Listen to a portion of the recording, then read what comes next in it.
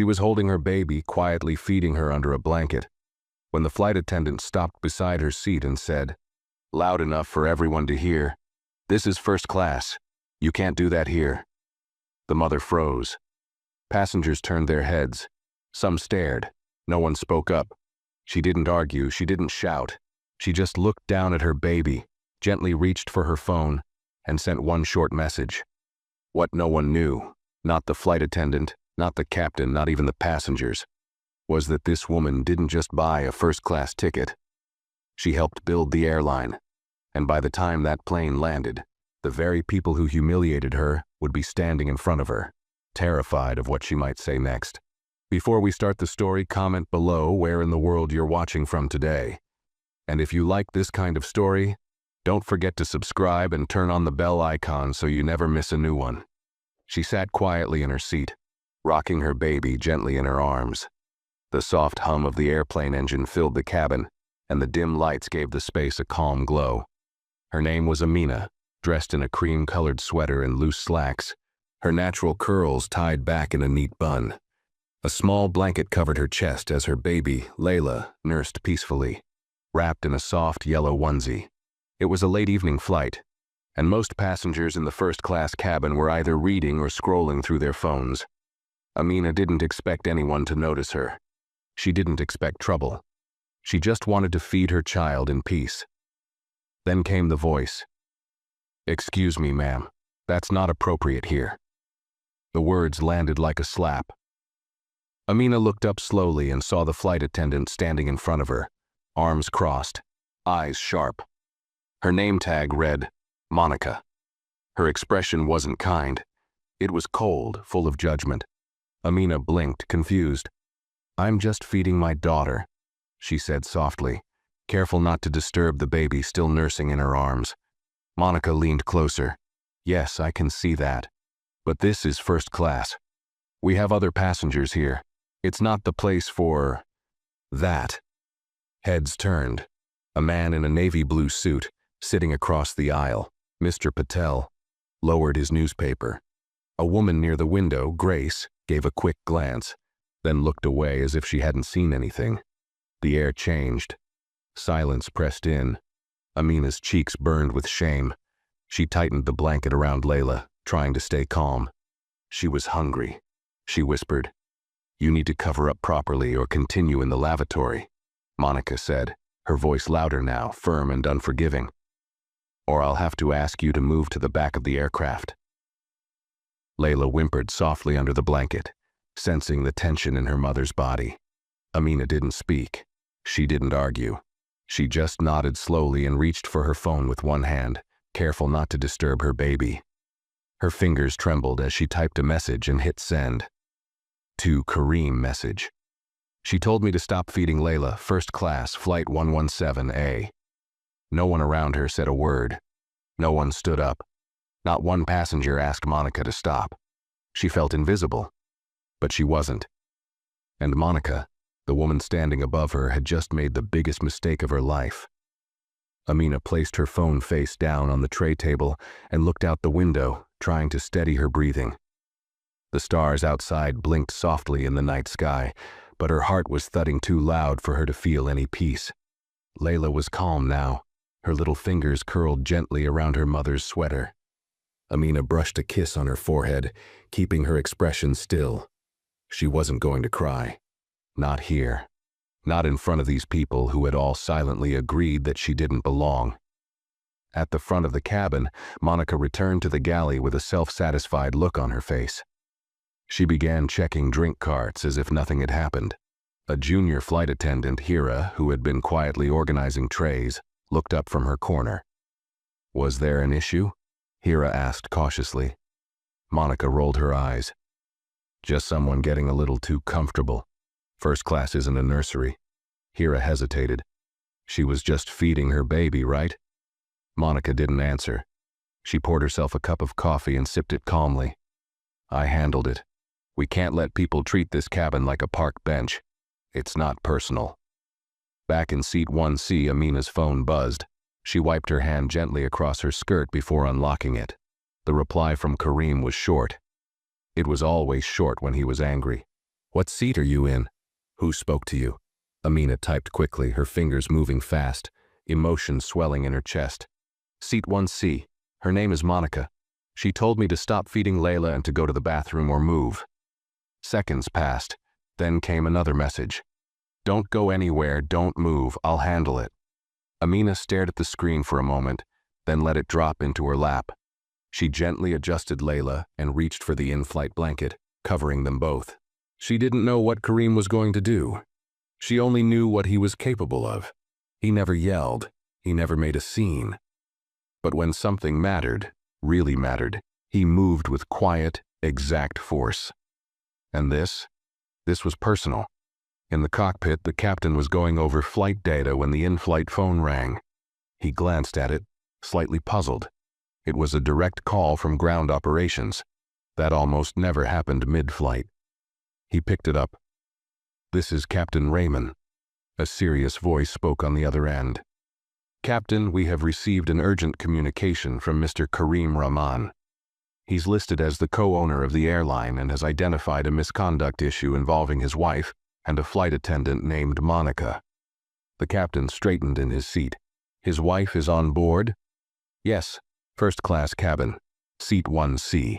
He has asked for an immediate internal check and wants Monica to be brought to the cockpit. Captain Raymond exchanged a glance with his co-pilot. Understood. I'll take care of it. He hung up and tapped the seatbelt sign twice. In the galley, Monica looked up from her coffee as the chime echoed overhead.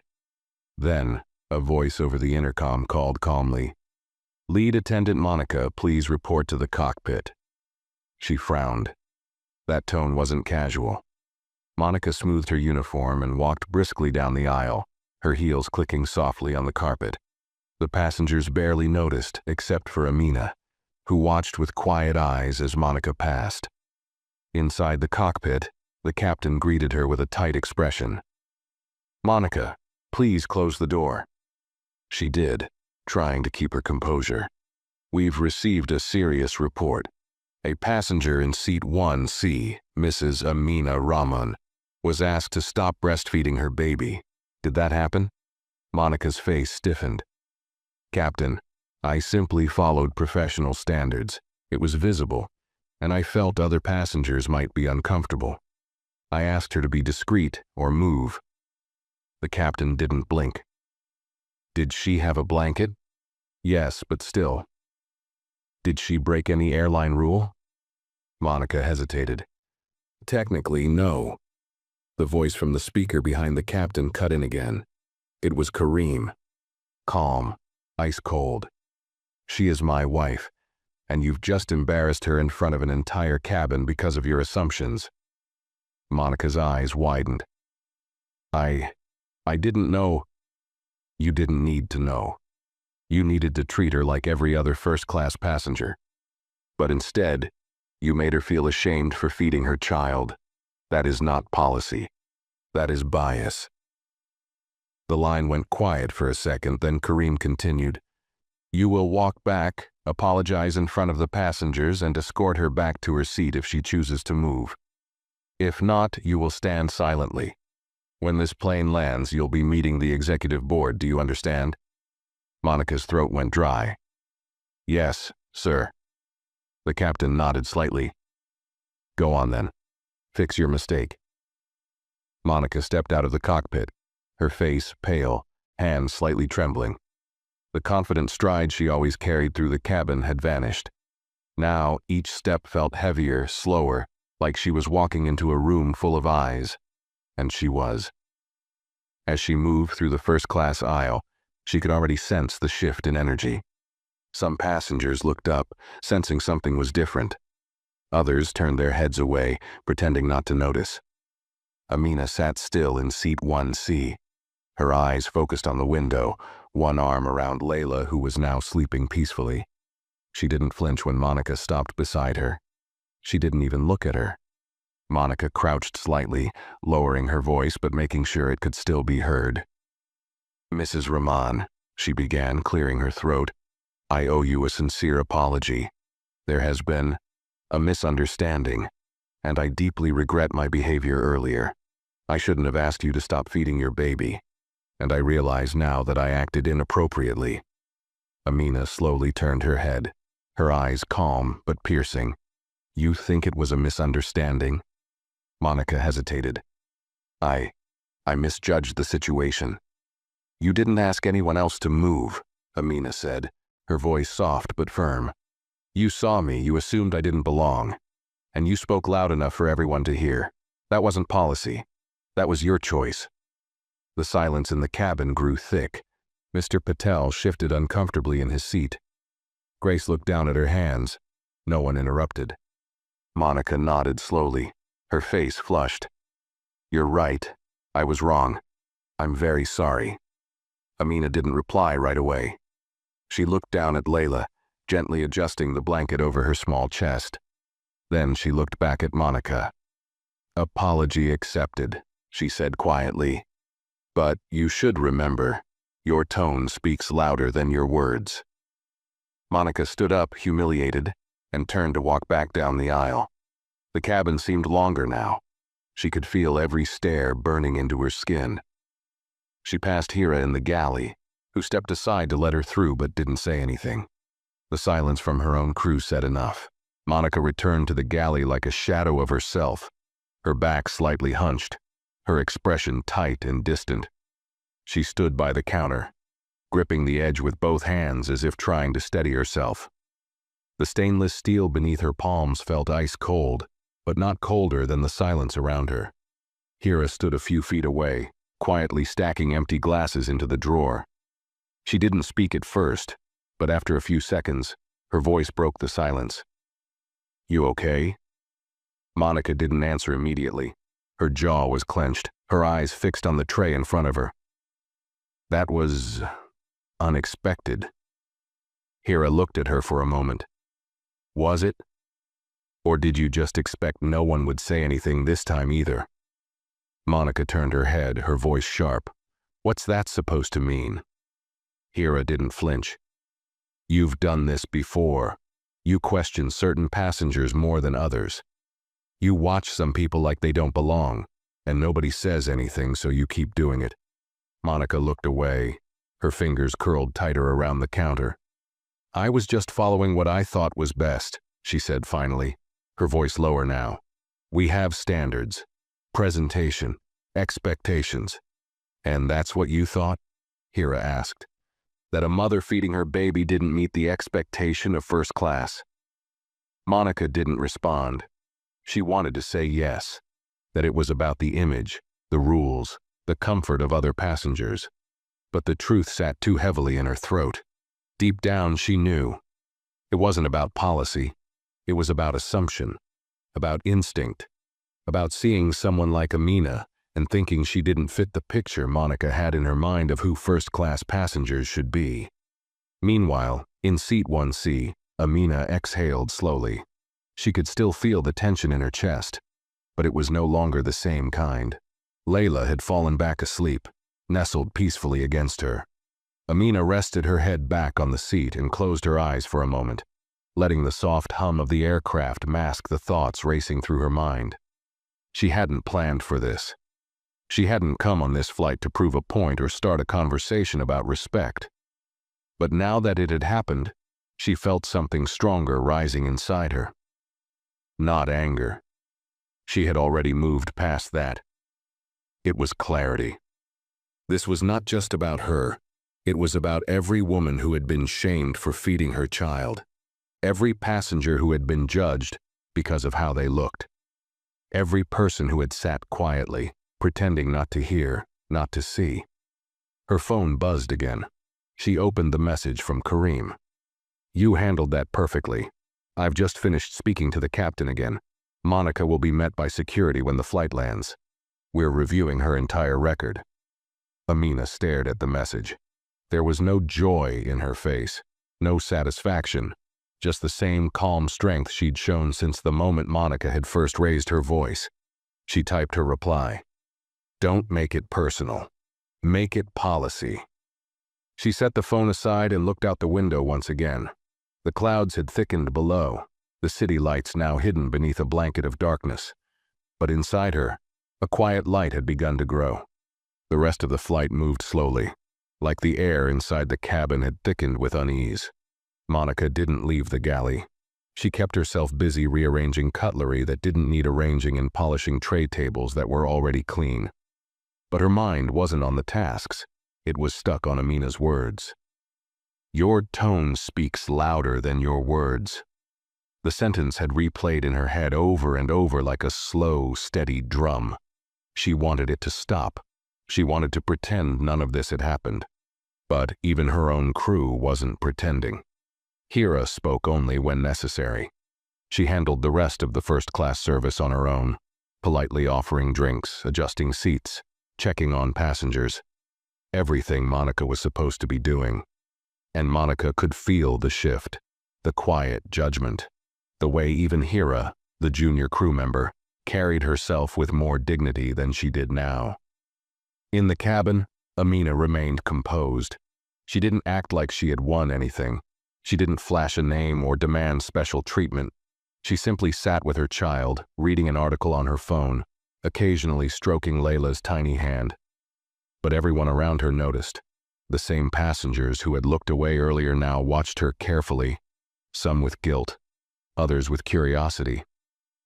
None of them spoke to her, but the way they glanced at her now, it had changed. She was no longer invisible. Across the aisle, Mr. Patel finally leaned slightly toward her and cleared his throat. "Excuse me," he said quietly. "I just wanted to say, what happened earlier shouldn't have happened. That wasn't right." Amina looked up at him, surprised for a moment, then nodded politely. "Thank you." He opened his mouth to say more, then closed it. He wasn't sure what else to say that wouldn't sound hollow. So he leaned back, silent again, but with a new awareness in his eyes. Further down the cabin, Grace was typing something on her phone. A message to her daughter, perhaps, or a friend. Something about what she had witnessed. Because now the story wasn't just Amina's. It had spread into every mind in that space. Monica's words had echoed through the air, but Amina's calm response had settled into the hearts of the passengers. Up in the cockpit, Captain Raymond was on another call. The voice on the other end was Kareem's assistant. "We've reviewed Monica's past reports. This isn't the first time she's had complaints filed against her. Most of them were quietly handled at the team level, but there's a clear pattern." "Bias-related?" the captain asked, though he already knew the answer. "Yes, all similar. Minor infractions. Judgments made on instinct. Passengers who were asked to move or questioned unnecessarily. Mr. Rahman wants this addressed immediately. A full hearing has already been scheduled." The captain nodded. Understood. After the call ended, he rubbed his forehead and glanced out the cockpit window. The clouds were starting to clear, and the city lights were now twinkling far below. The descent would begin soon. In the galley, Monica's phone buzzed in her pocket. She checked it and saw a message from the airline's internal system. Subject: scheduled meeting. Disciplinary review time. Tomorrow, 10:30 a.m. Location, executive boardroom. B status required. Her heart sank. Her hands trembled as she locked the screen and slid the phone back into her pocket. She had been in this industry for over 10 years. She had built her reputation as the no-nonsense, dependable crew lead. But now, none of that mattered. One decision, one moment of assumption, had shattered everything. Back in her seat, Amina glanced at her watch. Just under 40 minutes until landing. She leaned down and whispered to Layla, whose eyes were still closed in sleep. "It's almost over, sweetheart." But she knew it wasn't. Not really. This flight had only uncovered something bigger, something she hoped Kareem would address not just as a husband, but as a leader. Because this wasn't about one woman's mistake. It was about what so many others were too used to accepting. And now, the silence had been broken. The plane had begun its descent, but the weight inside the cabin had not lifted. If anything, it felt heavier, tighter. The fasten seatbelt sign dinged overhead, and passengers quietly clicked their belts into place, each one more alert now than they had been the entire flight. The tension was no longer hidden. Everyone had seen the shift in power. Everyone had heard the apology, and everyone knew something was waiting at the end of the runway. Amina sat straight, her posture calm, her hand resting lightly over Layla's small chest as she slept against her mother's body. Her expression hadn't changed since Monica's apology, but the silence around her spoke volumes. She didn't need to raise her voice or demand respect. Her presence had done enough. She checked her phone one more time. A new message had come in from Kareem. Security will be at the gate. She will be escorted for formal questioning. I'll be waiting for you both. She stared at the words for a moment, then typed back, "Let the process speak louder than the punishment." She turned the screen off and placed the phone back into her bag. At the front of the plane, Monica stood with her arms crossed tightly over her chest, eyes fixed forward. She hadn't made a single step toward the cabin since the apology. She had remained in the galley, hoping to shrink into the walls, hoping the landing would come quickly and the ground would give her some sense of safety. But there was no safety waiting for her. Only consequences. Hira walked past her with a tray, stopped for a second, then spoke without turning. "They're sending someone to meet us." Monica nodded once, barely audible. "I know." "Do you understand why?" Hira asked quietly. Monica's jaw moved slightly. "Yes."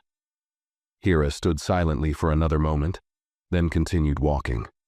She didn't say anything else. There was nothing left to say. The damage had been done. And it wasn't just about Amina or this flight. It was about every choice Monica had made that went unnoticed, until now. The captain's voice came over the intercom. "Ladies and gentlemen, we are now beginning our final descent. Please remain seated with your seatbelts fastened. We'll be on the ground shortly. On behalf of our entire crew, thank you for flying with us." Amina stared out the window as the lights of the city grew brighter beneath the clouds. She had taken hundreds of flights in her life, long-haul, international, private charters. But this one felt different, heavier, more meaningful. Not because of the discomfort, but because of what it had revealed. She looked down at Layla's sleeping face, soft and peaceful against her chest. "Someday," she whispered, "you'll understand why I didn't let it slide."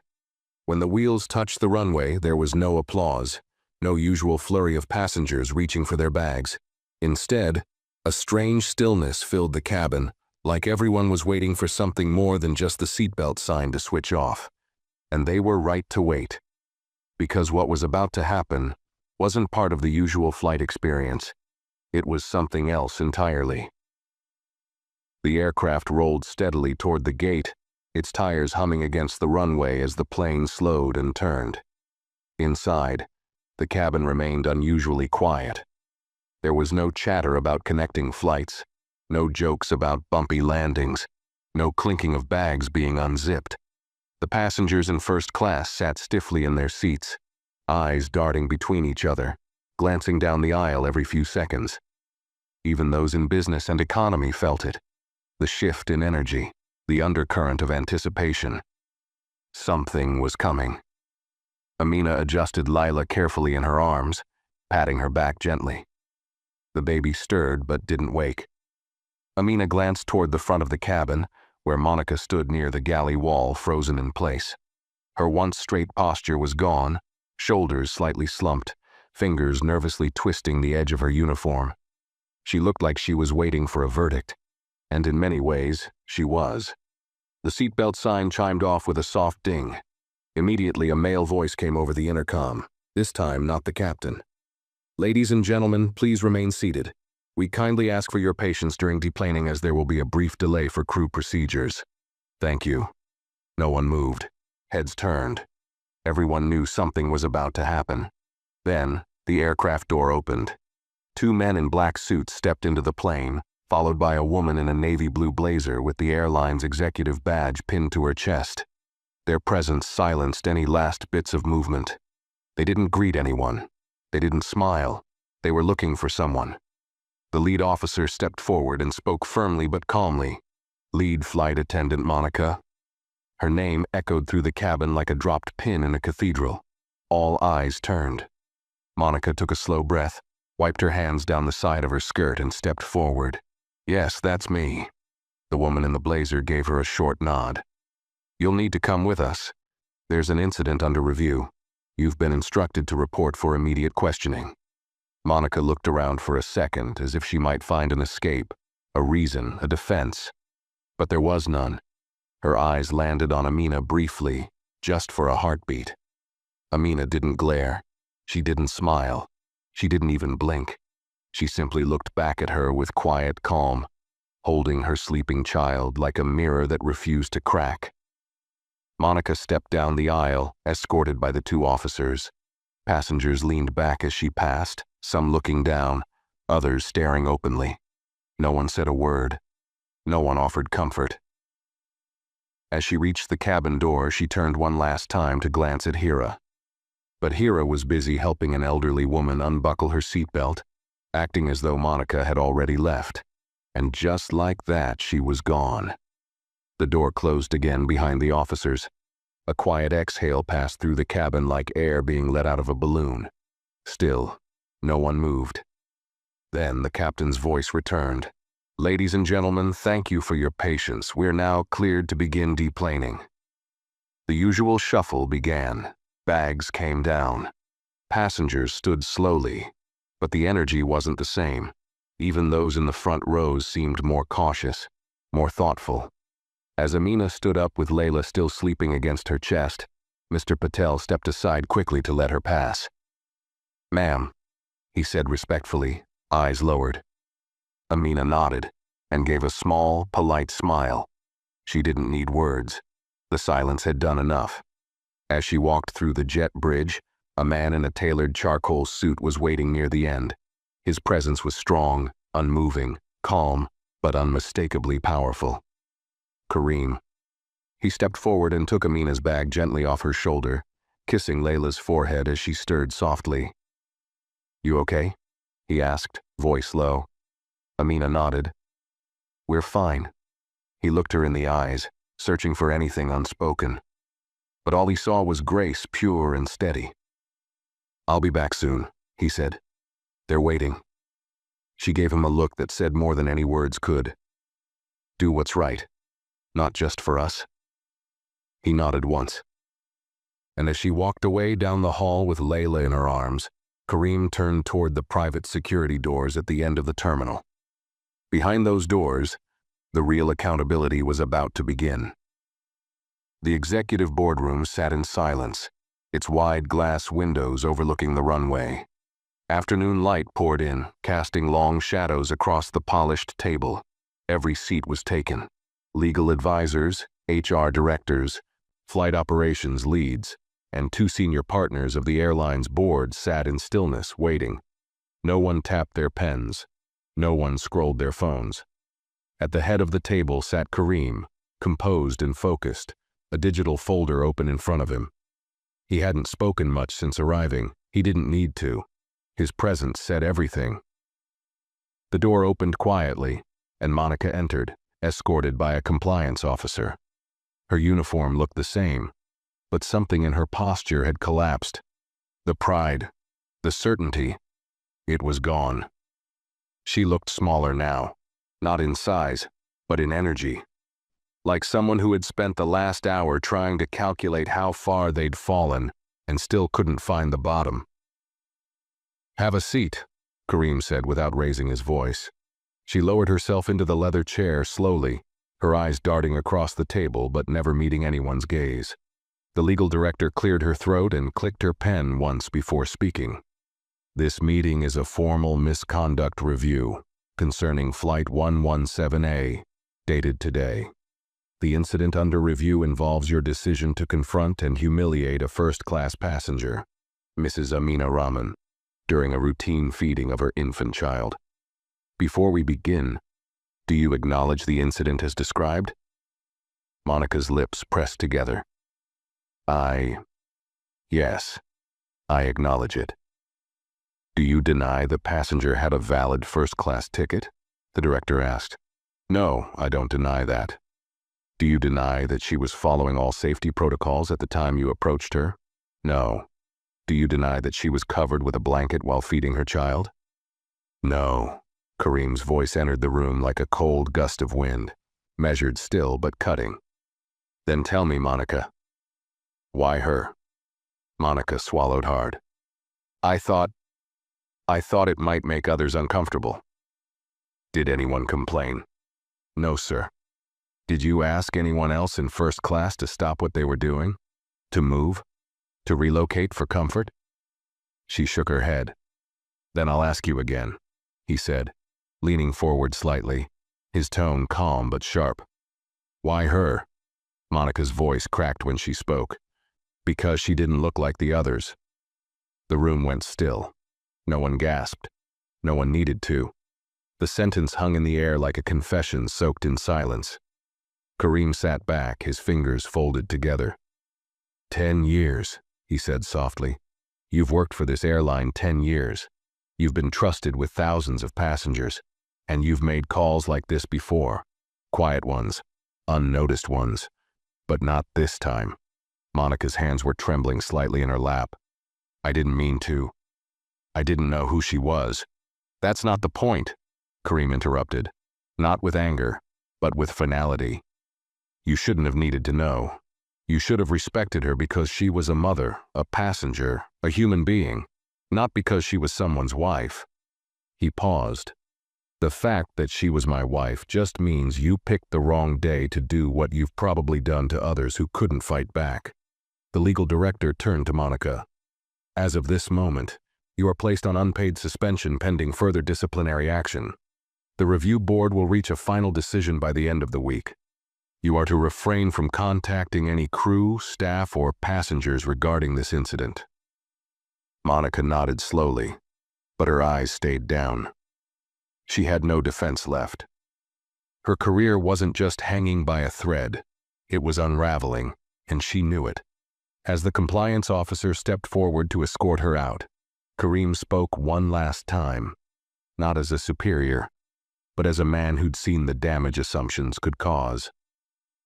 I don't want to see another report like this again, from you or anyone else in this company, because if it happens again, I won't just fix it.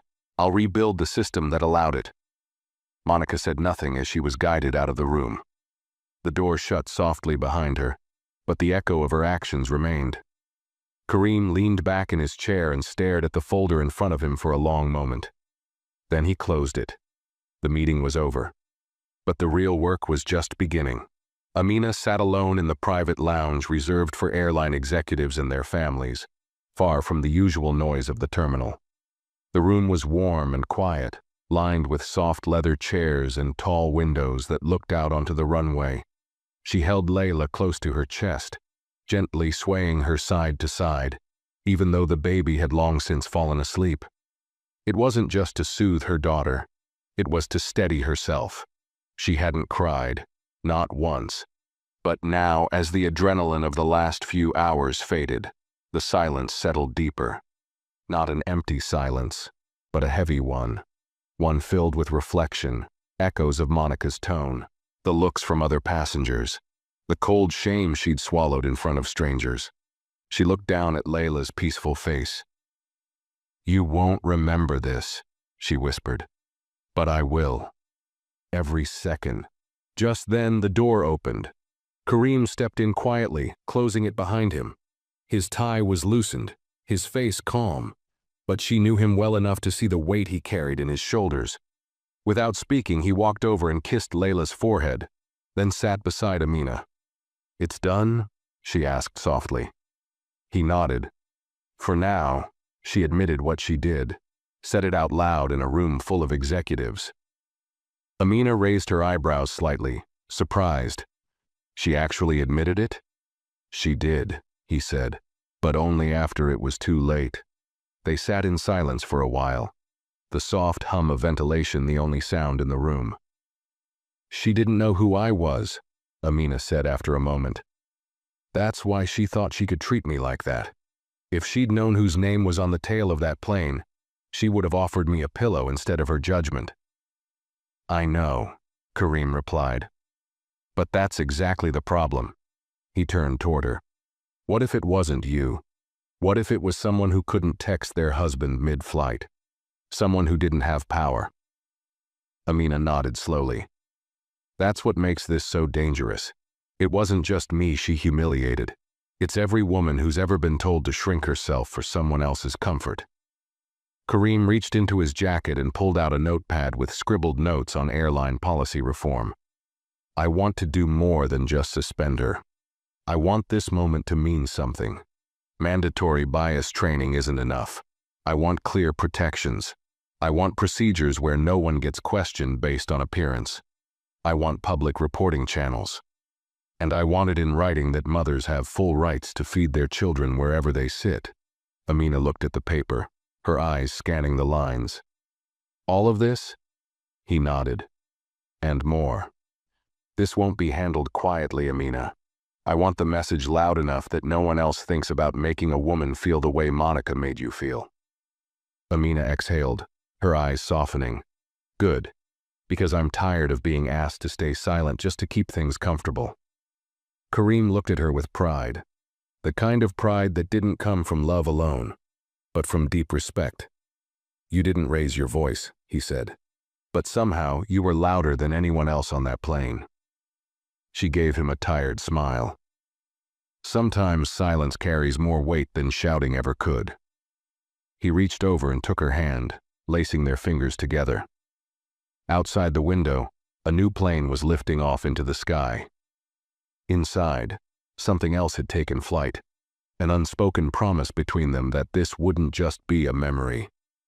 It would be the beginning of something bigger, something lasting, something that would stretch far beyond one flight, one seat, one woman.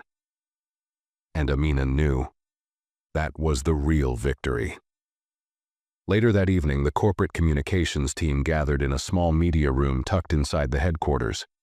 Emails had already started flooding in, some from passengers who had been on Flight 117A, others from people online who had caught wind of the story through whispers on forums and social media leaks. A few passengers had already posted vague but pointed statements. Saw something disgusting on my flight today. Staff treating a mother like a problem. Totally unacceptable. Another one had written, "What century are we in where feeding a baby in first class causes a scene?" Kareem sat at the far end of the table, listening as the head of PR, a woman named Marwa, outlined the growing pressure. We have less than 12 hours before someone connects the dots, and this goes public in a real way, she said, adjusting her glasses. The right thing to do is take control of the narrative before someone else does. We issue a statement tonight.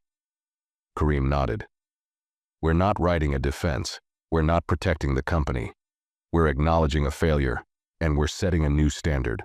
I want names out of it, but not responsibility. Marwa opened her laptop and read aloud a draft statement.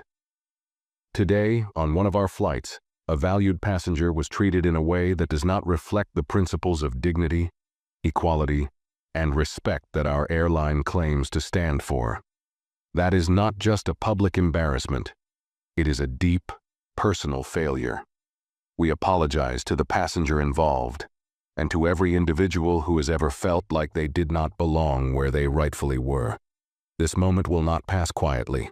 We are introducing new policies immediately to ensure such behavior never occurs again. These will include... She paused to let the room digest the weight of it. Kareem leaned forward.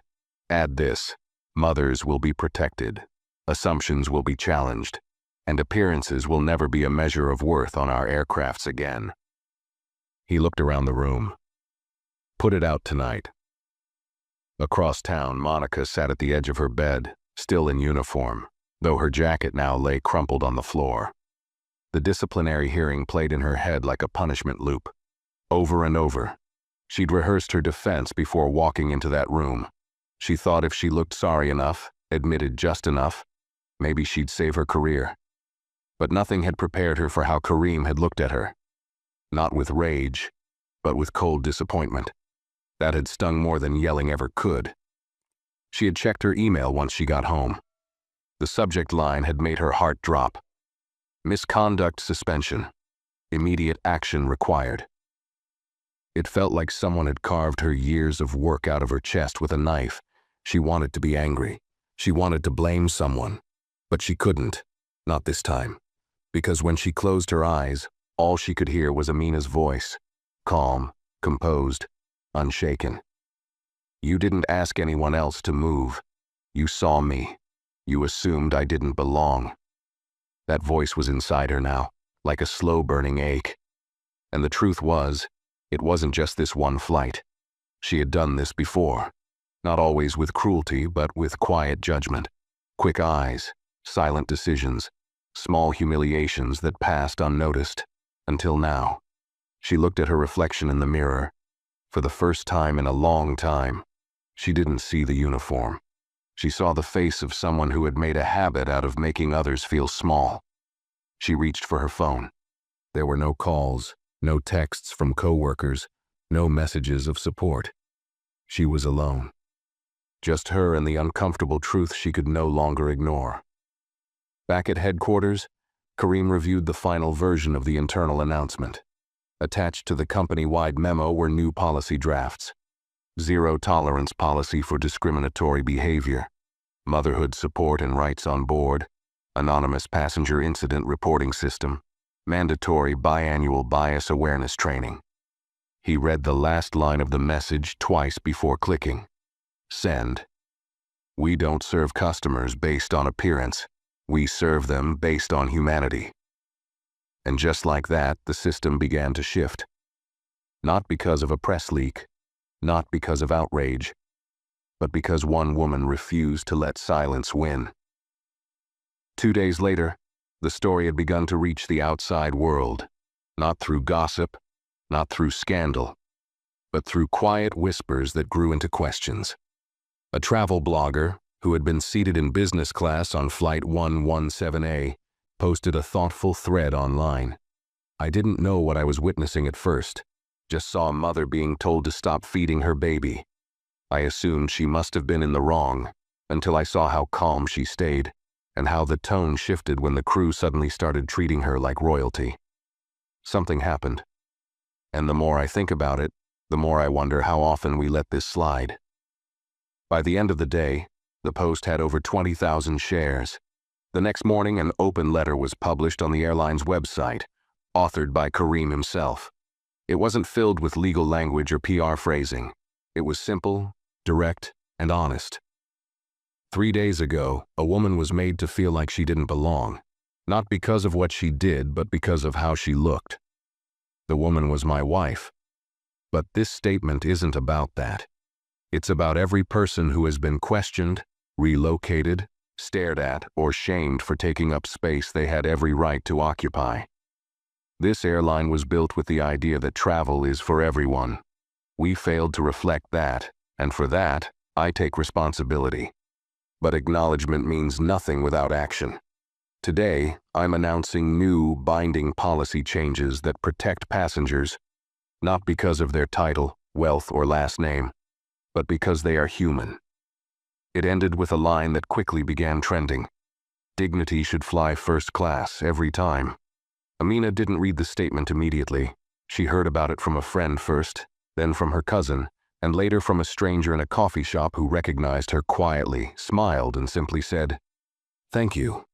When she finally opened the post late that evening, Layla was asleep in her crib, and the house was still. She sat on the couch and read every line slowly. Not because she wanted recognition, but because she wanted to make sure the message was real, that it didn't just sound good, it meant something. As she scrolled, she came across the attached comments from hundreds of mothers around the world. "This happened to me in 2018. They told me to feed in the bathroom. I've breastfed in secret on flights because I was afraid of looks. Thank you for making it safe for us." It shouldn't take someone important to be treated with basic respect. Amina closed her eyes.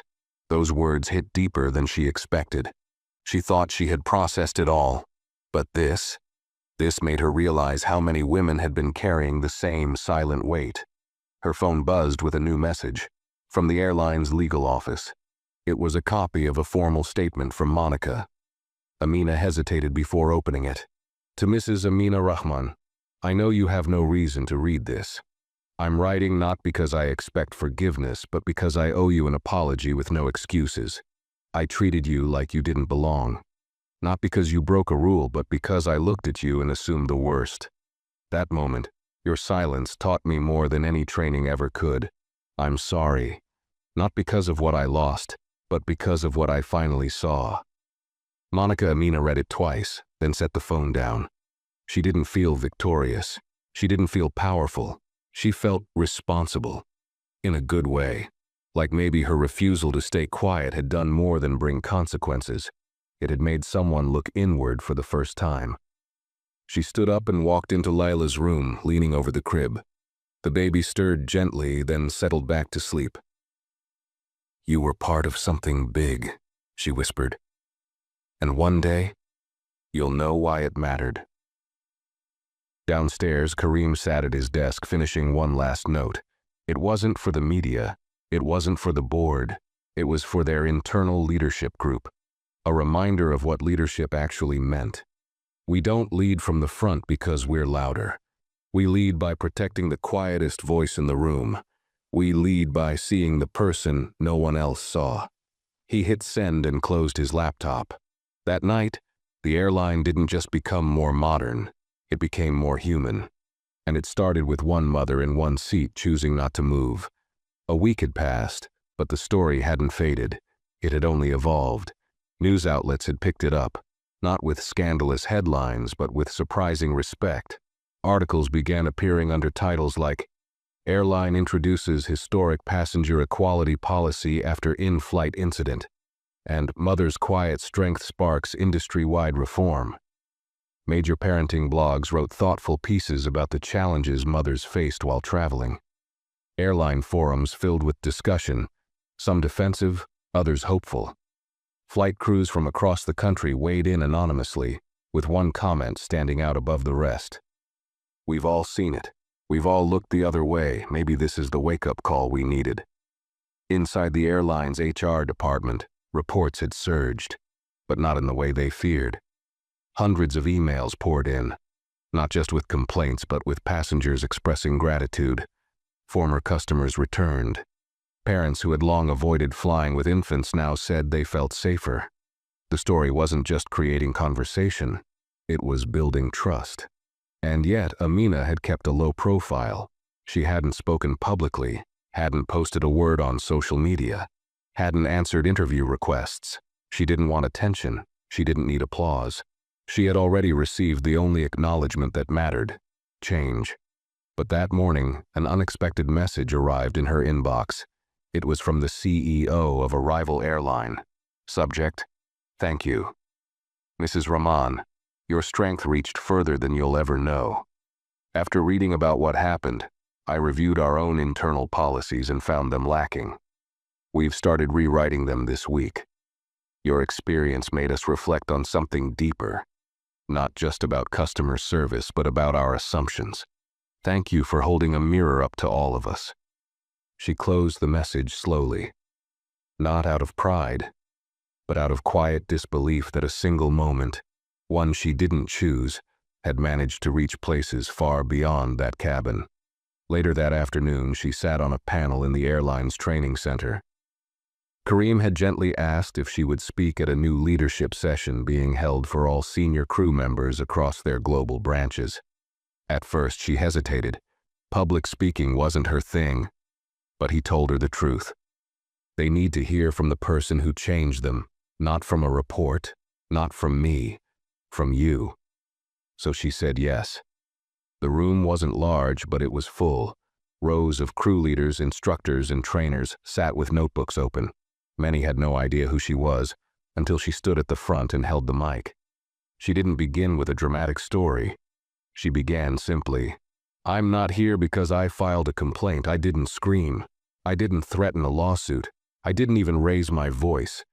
But I was humiliated, publicly, for doing something natural, something necessary. I was told I didn't belong in the seat I paid for.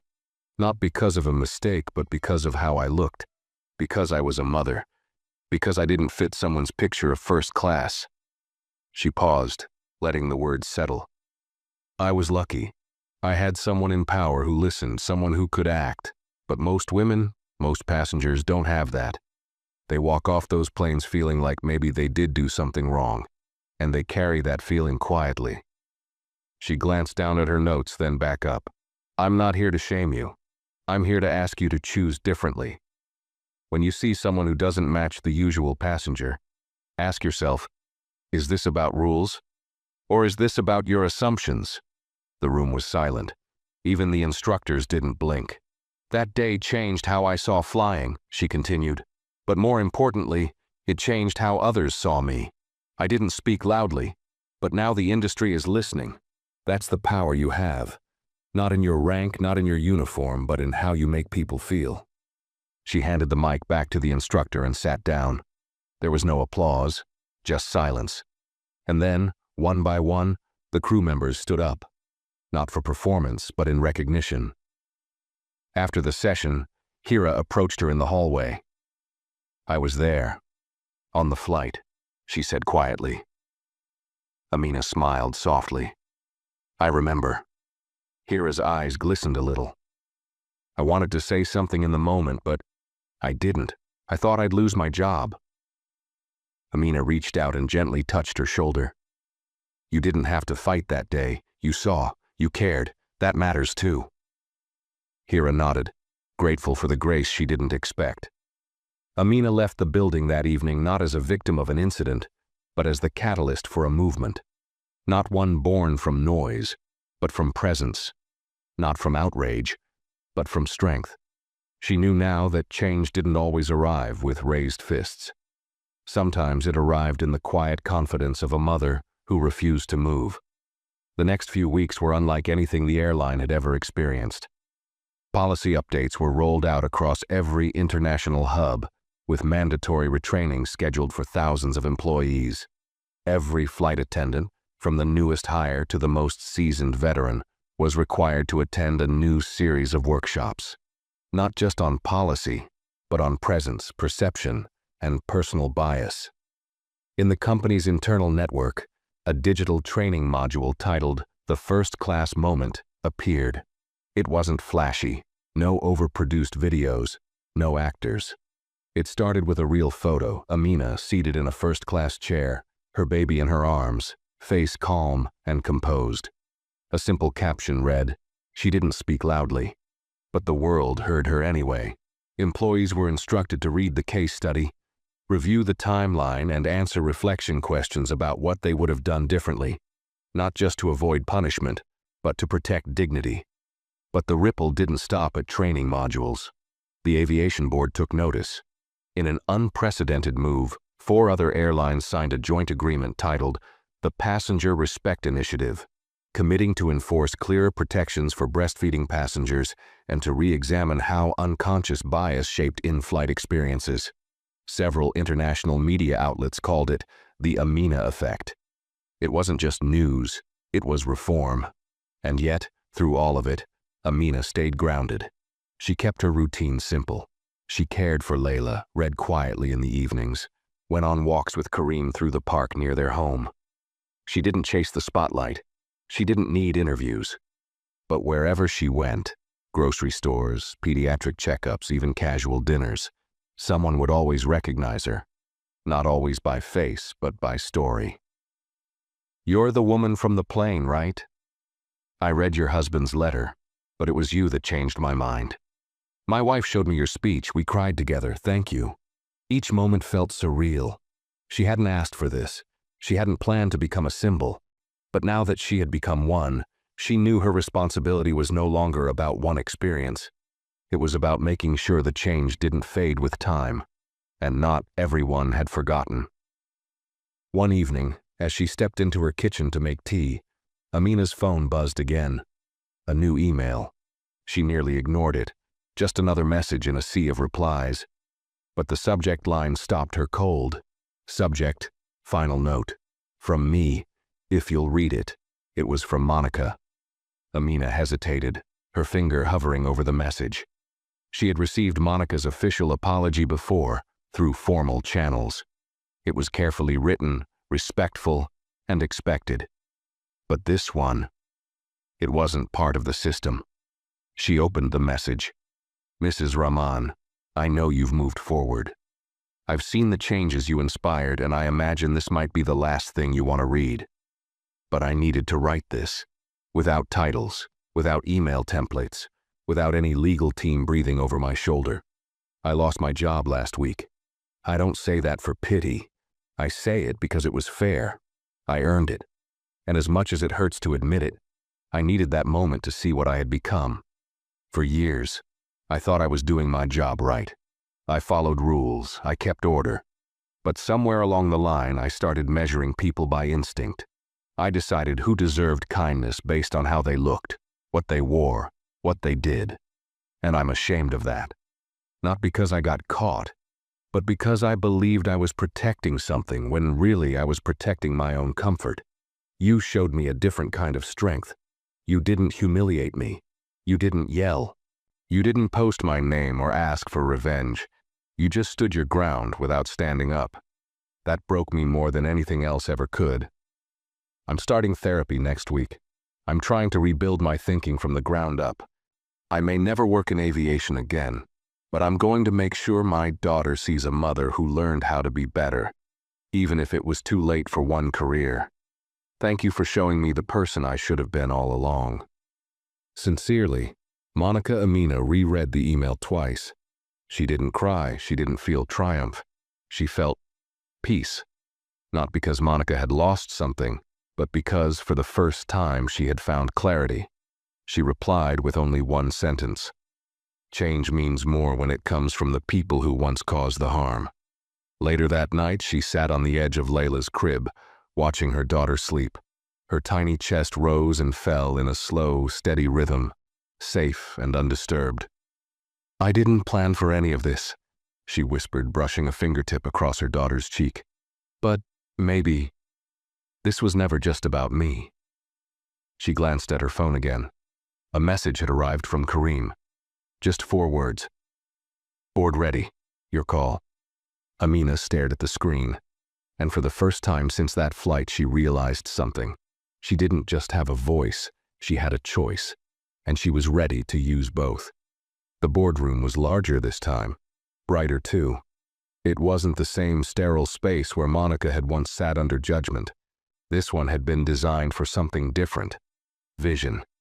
Screens lined the walls, showing slides with bold headers like Inclusive Passenger Experience, Breaking Bias in the Skies, and the Amina Standard. Every department head was present. Operations, HR, marketing, training, legal, finance, and a few outside partners from other airlines, quietly observing. Amina stood at the front, not as a guest, not as a victim, and certainly not as just someone's wife. She stood as a leader. She had spent the past 2 weeks not only reflecting, but working, reviewing proposed policies, drafting feedback with Kareem, and helping shape what would soon become the most progressive passenger dignity initiative the airline industry had ever seen. And now, she was here to finish what she didn't start, but what fate had handed her to carry forward. Kareem stood to her right, quiet but attentive. He wasn't leading today. This was hers. She looked around the room, pausing before she spoke. Let me be clear.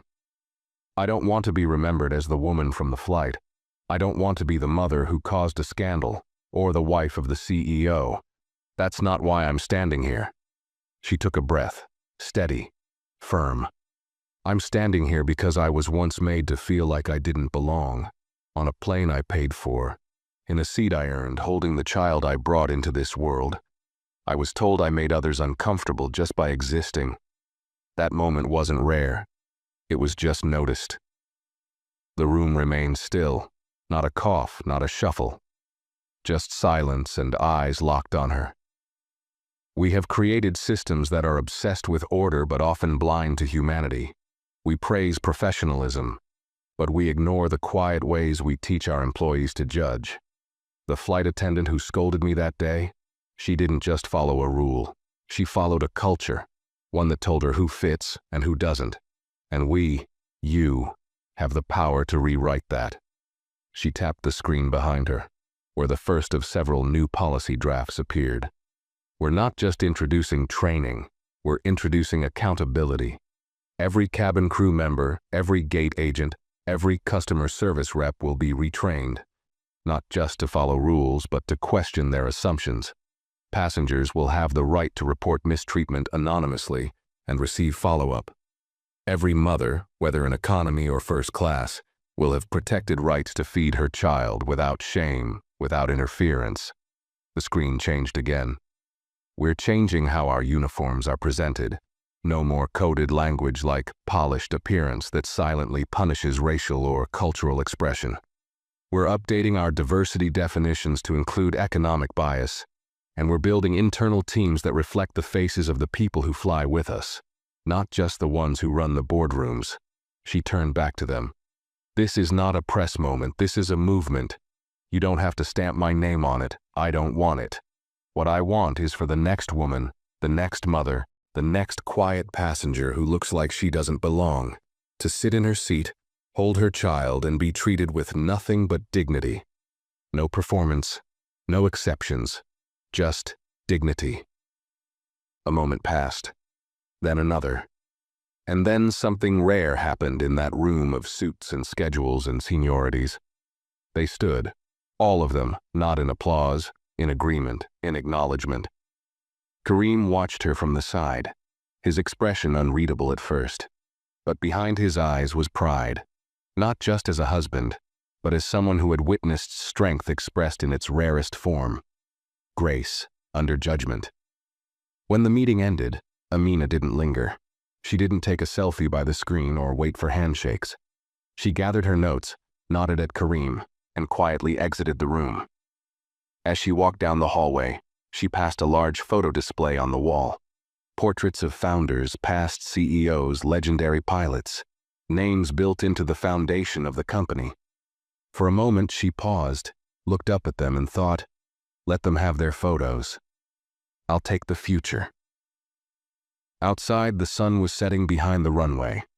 Golden light spilled across the glass walls, casting long reflections of her figure as she stepped out into the open air. She reached her car, where Layla waited with a caretaker in the back seat, smiling sleepily.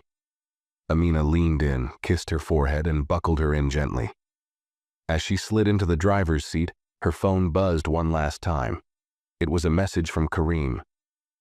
They've started calling it the Amina Standard. Thought you should know. She stared at the screen for a moment, smiled softly, and typed back. Let them call it whatever they want. I'll keep doing the work. She started the car. The engine hummed quietly, and then she drove forward. Not just into traffic, not just into the night, but into the future she had helped shape, for herself, for her daughter, and for every silent passenger who would never again be asked to move. Not for feeding, not for their skin, not for being seen. If this story touched your heart, make sure to like the video and share your thoughts in the comments below. And don't forget to subscribe to the channel for more powerful stories coming soon.